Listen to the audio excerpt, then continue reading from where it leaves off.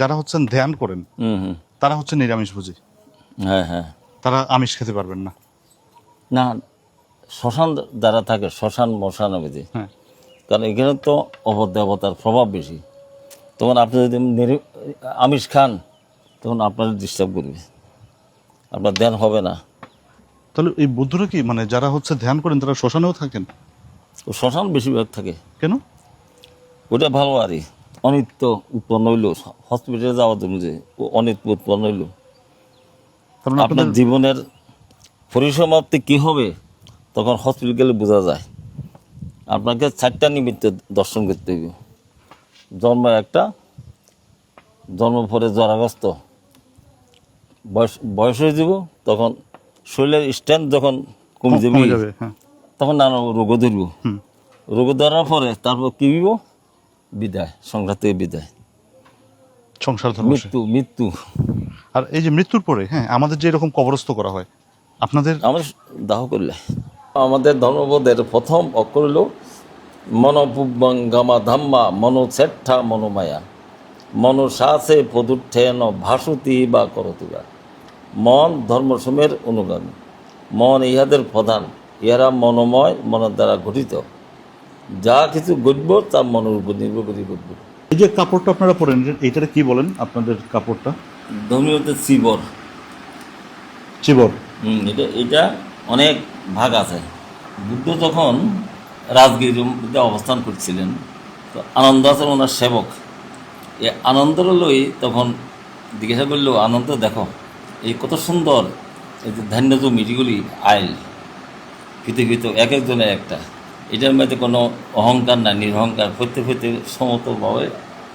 সমভাবে কাজ করতেছে। তা আমি ভবিষ্যতে যাতে কাপড় কাপ দিলে যাতে অহংকার না করতে পারে, নিরহংকারভাবে এই কাপড়ও এই ধরনের আইল সদৃশ হবে। আমাদের এটা হলো অন্তর্বাস, এটা হলো একাধিক, আরেকটা আছে দ্বাধিক, আর এটা হলো অংশবন্ধনী বলে। এটা 9 foot by 18 foot. 9 foot by 18 foot. আমাদের মধ্যে বৌদ্ধ ধর্মের মধ্যে ধর্ম নয়, বৌদ্ধ ধর্ম ইজ যে ফিলোসফি, অর্থাৎ দার্শনিক, দর্শন নিয়ে আলোচনা। সিদ্ধার্থ গৌতম তো উনি ধ্যান করে এই ধর্মটা আবিষ্কার করছে, ধ্যানের মাধ্যমে এমনি জ্ঞান লাভ করে, প্রজ্ঞা লাভ করছে।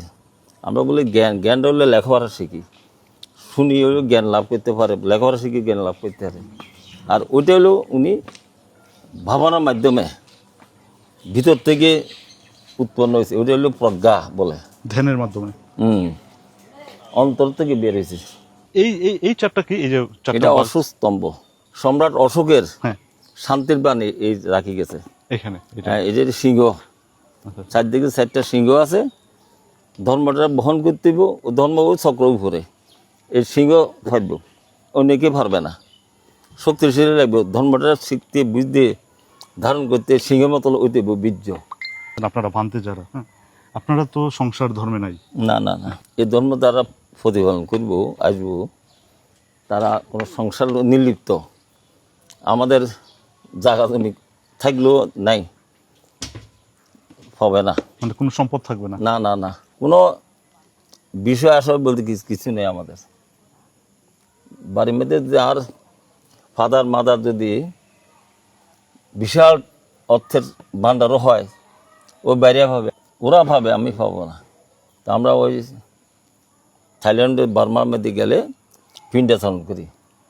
পিণ্ডাচরণ একটা পাত্র আছে, এই পাত্র দিয়ে ঘুরি ভোরের দিকে, একবেলা ঘুরতে 7টার সময় নগরের মধ্যে ঘুরি আর প্রদক্ষিণ করি। তো ওইখানে রুটি দিব, ভাত দিব, তরকারি দিব, প্যাকেট করা, অন্যান্য সামগ্রী আবার ওই কিছু টাকাও দেয়, ওই পিণ্ডাচরণ করি খায়। ওই ওই পিণ্ডাচরণের মধ্যে। আর এই যে ড্রাগনের মতো, এটা কি কি আসলে? এই যে ড্রাগনের সিম্বলটা? এর ড্রাগন হলো সাপ, এর সমুদ্রের মধ্যে থাকে। হ্যাঁ হ্যাঁ, এই যে সমুদ্রের মধ্যে থাকলে দেশটা ঠান্ডা থাকে, বুঝলেন না? মানুষের মাথাও ঠান্ডা থাকে, দেশও ঠান্ডা থাকে, বৃষ্টি হয়। ভিক্ষা করে আর ভিক্ষা, ভিক্ষুক থেকে ভিক্ষু বলে। ভিক্ষু হইল ভরে সে খর সুগার, ভিক্ষু হইল উইজডম, বুঝলেন না? জ্ঞানের ফকির। আর আর উইডেল ভিক্ষুগুলো ফ্যাটের ফকির। বুঝতে পারছি। এই দুইটা ভিক্ষু হচ্ছে জ্ঞান আহরণ করা। তো আপনাদের খাওয়ার নিয়মটা কি, খাওয়া দাওয়ার নিয়মটা মানে কয় বেলা খান কি? 2 বেলায় 11 থেকে দুপুরে 11টা থেকে 12টার মধ্যে, আর সকাল 6টা থেকে 7টার মধ্যে। এই 2 বেলাই খান 24 ঘন্টায়, এরপরে আর কোনো খাওয়া দাওয়া নাই? না না, এরপর লিকুইড খাইতে পারেন। এটা বুদ্ধের পদ্ম চিহ্ন, ফায়ার চিহ্ন আর সিম্বল। এটা কিসের তৈরি এটা? নীল পাথর বলে আর এটা কি?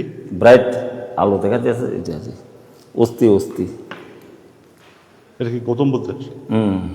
ওইটা হলো বুদ্ধ পূর্ণিমা, 3টা স্মৃতি বিজড়িত বুদ্ধ পূর্ণিমা, বৈশাখী পূর্ণিমা বলে আর ওই যে সিদ্ধার্থ গৌতমের জন্ম পরে বুদ্ধত্ব লাভ, জ্ঞান লাভ করছে ধ্যান করি, আর তার উত্তর ভাষা হল মহাপরিনির্বাণ, তার উনি মারা গেছেন। এই 3টা স্মৃতি বিজড়িত। আচ্ছা, ওনারা কি আপনাদের সেবায়ত নাকি? শিষ্য। তারাও কি ভবিষ্যতে ভানতে হবে নাকি? যদি কেউ হইতে চায় হইব। আর ভানতে হইতে হইলে কি কি নিয়ম আছে? 20 বছর হইতে হইব বয়স। তারপরে ধর্ম শিক্ষা নিতে হবে,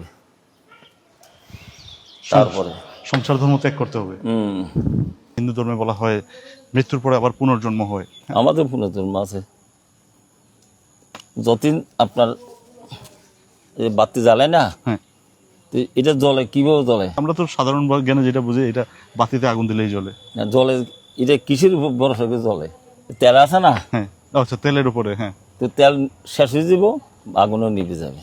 গাড়ির যতক্ষণ তেল না দিবেন তখন চলতে না, তেল দিলে চলব। এরকম আর মানুষের তৃষ্ণা, অবিদ্যা এবং তৃষ্ণার কারণে মানুষ বারবার জন্মগ্রহণ করে। আপনি হচ্ছেন এখানে ভান্তে। ভান্তে এটা আসলে কি? আপনার হুজুর বলেন না, ধর্মীয় গুরুর হুজুর, জি। এই হুজুর হইলো ভান্তে। আর ভান্তে মনে হয় সবাই হতে পারেন না। ভান্তে যারা ভিক্ষু তারা হইলো ভান্তে। যখন ভান্তে হয়ে গেলেন আপনি, ভান্তে হওয়ার পরে আর বাড়িতে কি যাওয়া হয় নাই? এখন বাড়ি করতে দিই। আর এই যে বৌদ্ধ ধর্মে বলা হয় যে জীব হত্যা মহাপাপ, হ্যাঁ, তো এইটার ইয়েটা কি, মানে এইটার বিশ্লেষণটা? বুদ্ধ 5টা নীতি দিচ্ছেন। 5টা নীতি কি কি? প্রাণী হিংসা করা যাবে না, চুরি করা যাবে না, বেবিচারি করা যাবে না, মিথ্যে কথা বলা যাবে না, মাদক দ্রব্য সেবন করা যাবে না। প্রাণী হত্যার জনিত কারণে মানুষ অল্পই হয়। অল্পই কেমন? যে কোনো মতো অ্যাক্সিডেন্টে মারা যাবে, একটা ডাকা খায় মারা যাবে। কারণ আরেকটা প্রাণীকে হিটে তো সৃষ্টি করছে আল্লাহ, আপনাদের সৃষ্টি করলেও না আল্লাহ। অবশ্যই। তো মুসলমান ধর্ম আছে যে ওটা সৃষ্টি করছে মানুষের খাওয়ার জন্য, মানুষের খাওয়ার জন্য মানুষ আরেক প্রাণী আছে, কেন ঠিক না? তো বুদ্ধ কেছে যে তুমি যাতে ওরে খাইবেলা চিন্তা করো, তোমার খাইবেলা আর কা আছে, আর তুমি যদি তারা যদি অনুষ্ঠান না করো, না খাও, তোমার কেউ খাইবার জন্য কেউ চিন্তা করবে না। তোমার কর্মফল জন্য তোমাকে চলে যেতে হবে। আমি জানতাম যে বৌদ্ধরা মনে হয় মাছ মাংস খায় না। না খায়, আজকে জানলাম যে খায়। খায় যারা ইচ্ছা করে। আমি খাই নাতে মাংস শরীরের ক্ষতি করে। এমনি ভান্তেরা কি মাছ মাংস খাইতে খায় পারে? খায় যারা শ্মশান মশান চায় তারা খায় না। ভান্তেরা যদি নিজেদের আছে না অজান্তে, মানুষ তো সব কিছু করে, যদি কোনো ভুল বা কোনো পাপ কাজ করে ফেলে, সেই ক্ষেত্রে এটার থেকে মুক্ত হয় কিভাবে আবার? আরেকটা ভিক্ষুর কাছে ক্ষমা চাইতে হইবে, আমি এই কাজ করছি, আমার ক্ষমা করে দেব। মানে এটা স্বীকার করতে হবে। হ্যাঁ, তারপর দ্বিতীয়ত আপনি এই যে পাপ করছে, পাপের তো ক্ষয় নাই, এটা রয়ে গেছি, মনের ভিতরে রয়ে গেছি। তো এখন এটার কীভাবে কাটাবেন? ওই ধ্যানের মাধ্যমে কাটাবেন।